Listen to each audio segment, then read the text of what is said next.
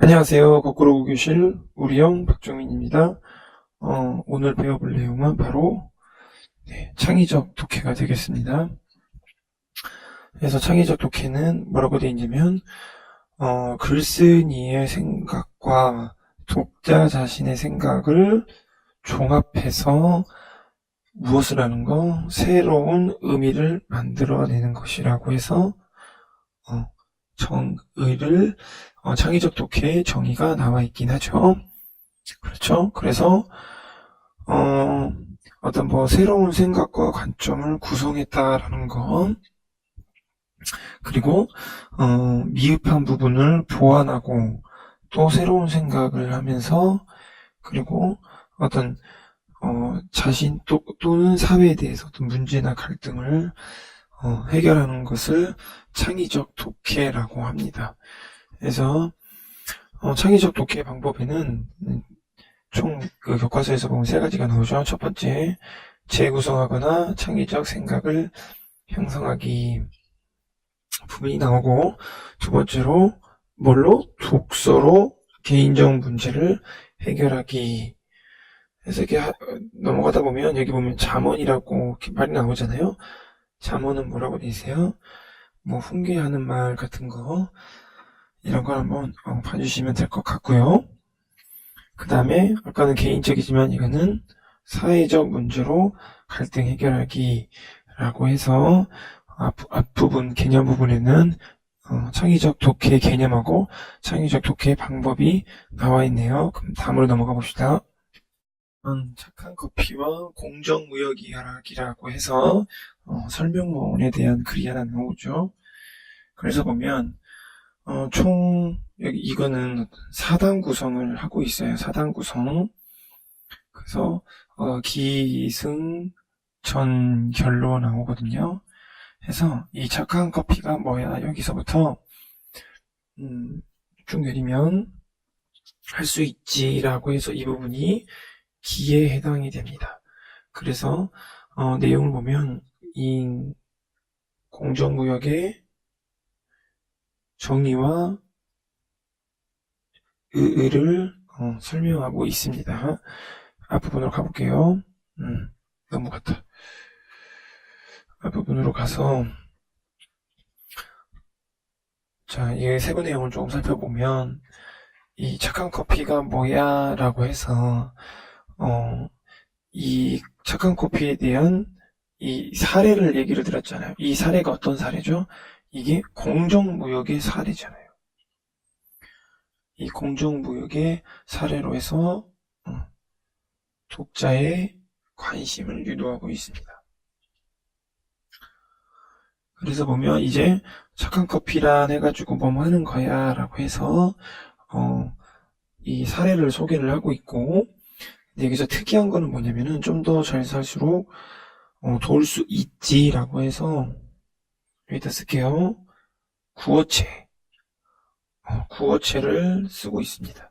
그래서 구어체를 통해서 무엇을 제시하고 있냐면은 친밀감을 제시하고 있습니다. 그럼 구어체란 뭐냐? 구어체란 글에서 쓰는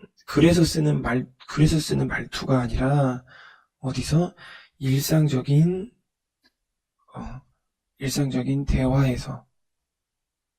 대화에서 쓰는 말투를 말해요.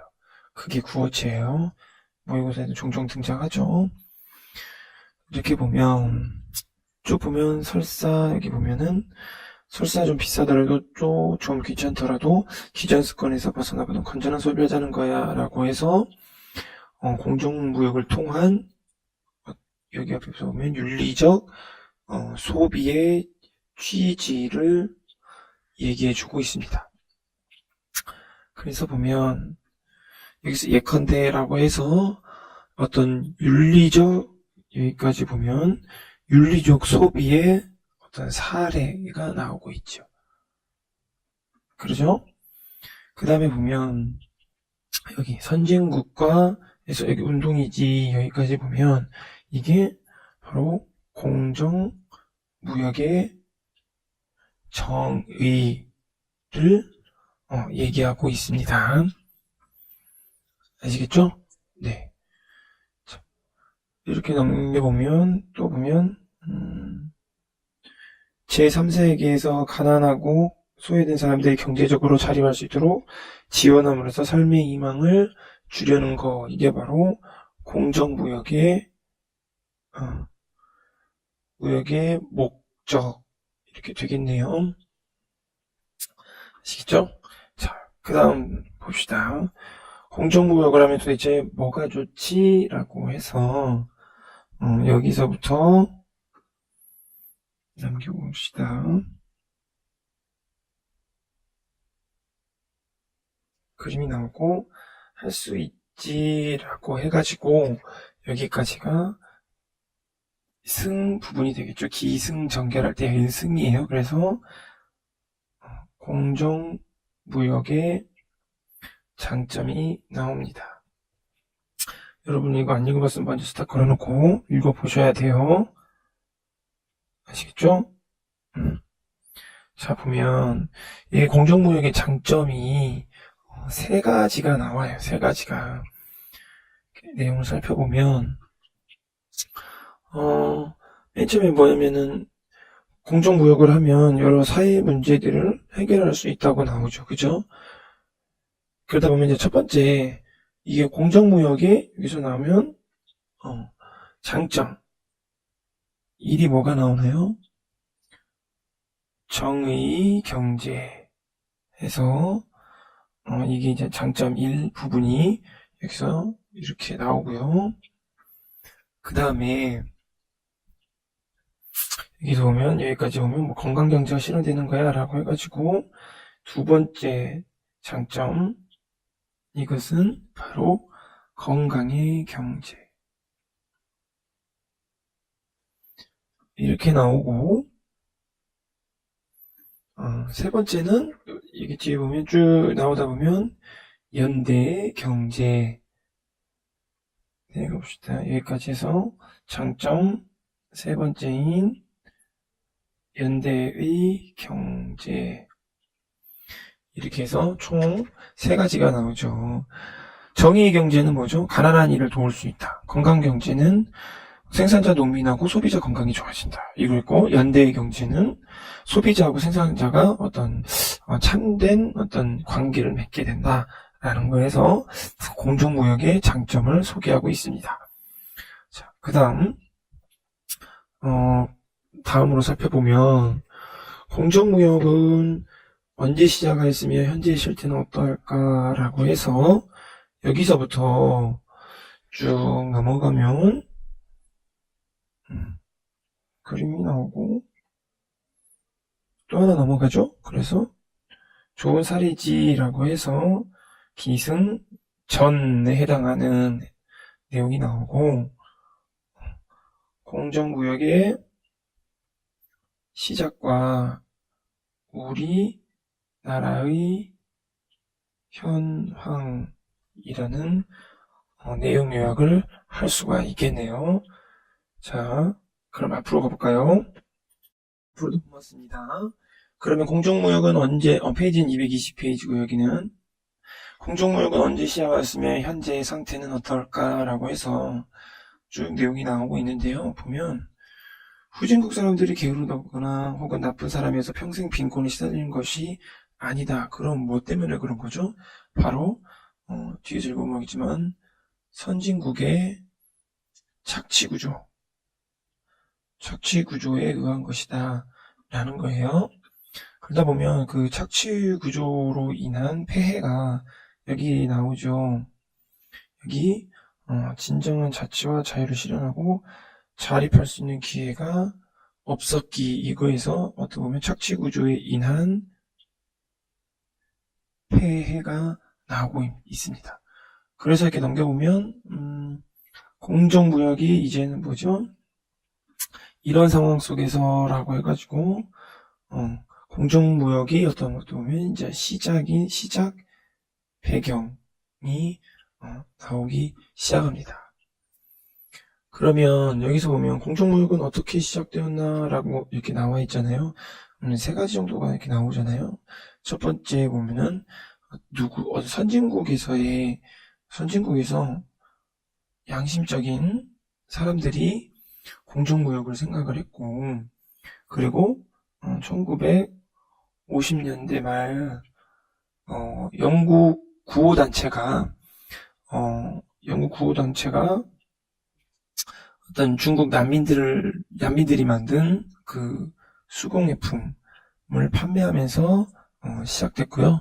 그 다음에 공정무역은 세 번째로는 공정무역은 선진국의 비영리 사회 단체 활동으로부터 시작됐다라고 해가지고 여기 충분히 본문에서도 내용을 확인할 수가 있습니다. 그래서 여기까지 보면 탄생의 계기가 나오게 되죠. 그러다 보면 나중에 어떻게 돼요? 여기서 보면 1989년 해가지고 270개 공정무역단체가 가입해서 전 세계적으로 운동이 돼가지고 확산되고 있다 라는 거죠. 그래서 여기 보면 쭉 넘어가서 보면 이제 스위스 얘기가 나올 거예요. 그죠? 스위스에서 어땠다라고 막 얘기가 나오는데, 여기서는 뭐예요? 어떤 정확한 수치